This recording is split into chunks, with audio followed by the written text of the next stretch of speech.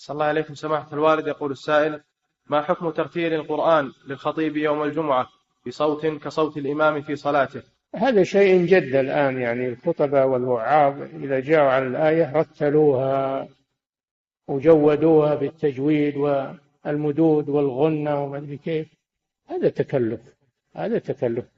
فيه فرق بين قراءة التلاوة هذه تجود وقراءة الاستشهاد في الآية، هذه ما تحتاج إلى ترتيل. إذا رتلتها ربما أن الناس ينسون الكلام الذي قبلها، ينسون الكلام الذي قبلها. فقراءة الاستشهاد لا ترتل. نعم هي تقرأ مجودة من اللحن، من اللحن المخل بالمعنى. أما التجويد فهذا شيء ثانوي، وهذا محله التلاوة ما هو محله الاستشهاد. نعم.